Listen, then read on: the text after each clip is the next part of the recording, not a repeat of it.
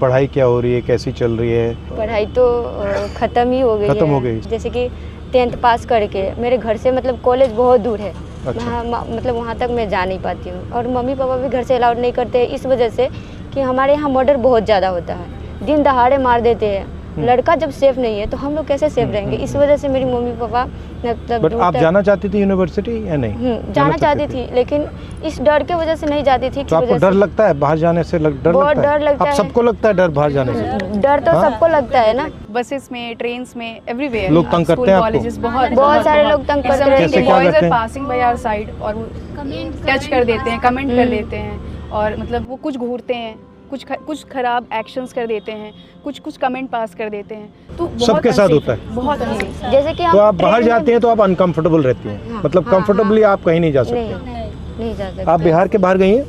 बिहार के बाहर मतलब कब गई?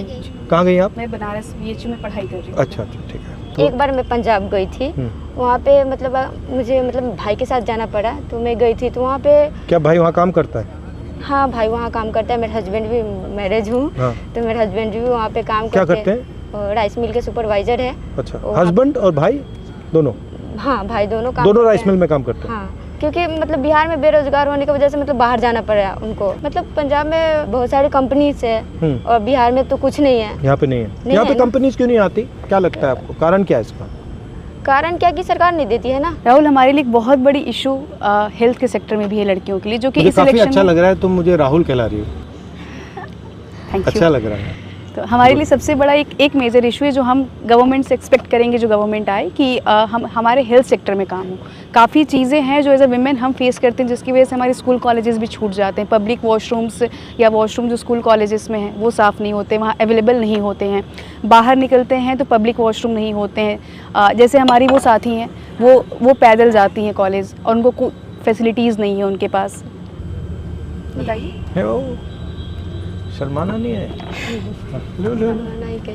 मैं 3 किलोमीटर दूर पैदल चलकर मैं कॉलेज जाती हूँ और रोड पे कोई सुविधा नहीं है। बस है लेकिन इस पर चढ़ते नहीं कि लड़का लोग छिड़खानी करते हैं और रोड पे टॉयलेट नहीं है कि इसमें मैं जा सकूँ।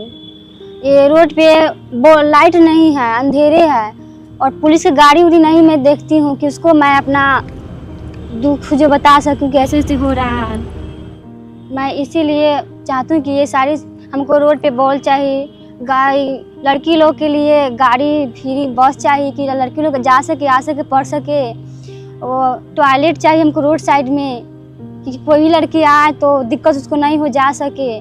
मैं उसी को वोट दूंगी कि हमको सारे समस्या को हल करें। मतलब मेजर इश्यूज जो है कि मतलब एटलीस्ट पब्लिक वॉशरूम तो हम एक्सेस कर सके। For main it's very easy कि वो कहीं भी उनके लिए हो जाती है, बट हम एज एन फीमेल ये फेस करते हैं ना कि हम कहीं जा रहे, कुछ बहुत इमरजेंसी है, we are searching for somewhere कि कुछ होटल्स कुछ मिल जाए, जो कि वहाँ भी बेसिकली बड़े होटल्स अलाउड नहीं करते। हम उस सिचुएशन में बहुत बुरे फंस जाते हैं। अगर कभी हमें पीरियड्स आ रहे हैं, इन रास्ते अगर हो जाता है, हम परेशान हो जाते हैं, हमें भाग के घर आना पड़ता है। बहुत तरह की ऐसी दिक्कतें हो रही हैं जो, और एजुकेशन सेक्टर में सबसे बड़ा तो हमारे लिए इशू यही है ना कि हमें कॉलेजेस में वहाँ पे जाके एक्सेसिबिलिटी नहीं मिल पाती है।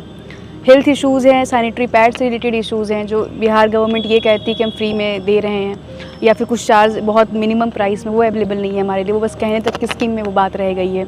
मुझे लगता है चाहे वो शिक्षा का सिस्टम हो, स्वास्थ्य का सिस्टम हो, वो सारा का सारा प्राइवेटाइज हो रहा है और उसमें जो गरीब लोग होते हैं वो मतलब लाखों रुपए तो दे नहीं सकते हैं, नहीं दे सकते, तो वो फंस जाते हैं बीच में।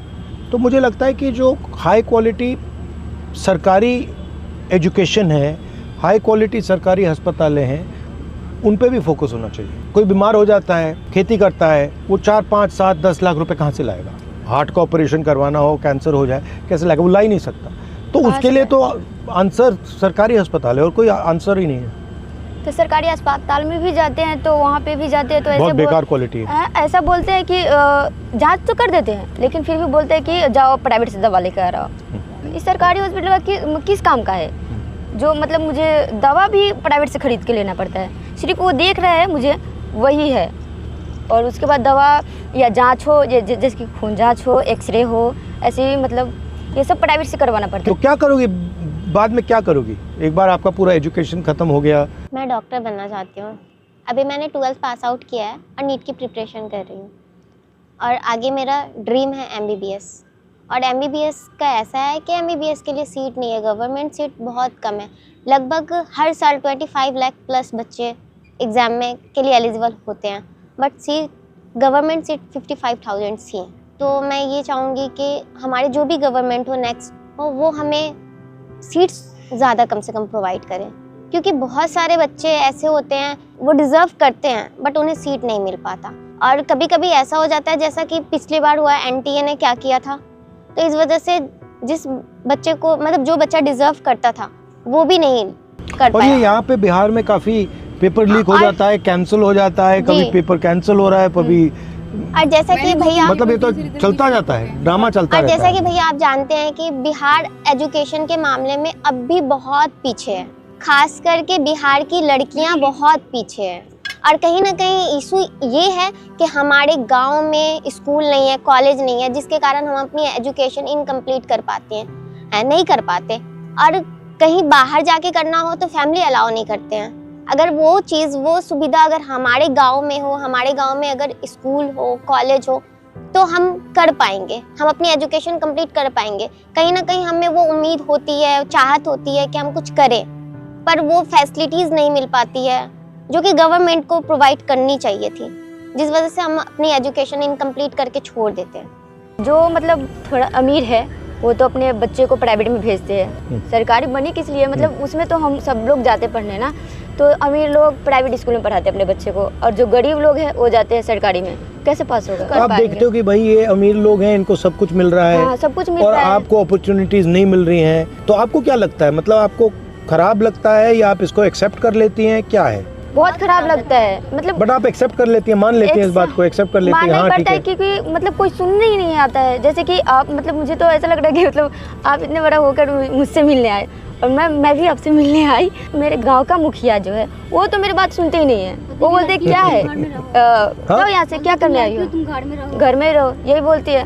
और बोलते हैं कि मतलब क्या करना है, ये क्या भी करना आइडिया है? बहुत सारे लोगों के माइंड में है कि भैया लड़की है तो घर में रहो। कहाँ पे अति कर रही हो, काहे के लिए इतना अति कर रही हो? जाइए आप घर पे डांट के मिलगा देती है। पढ़ लिख के चूल्हा ही फूक रहा है। और कहीं ना कहीं हम आवाज़ उठाते हैं, अगर हम कहीं पे जाते हैं आवाज़ उठाने के लिए, तो वहाँ पे बोलते हैं लोग कि बहुत बड़ी नेता हो गई हो क्या।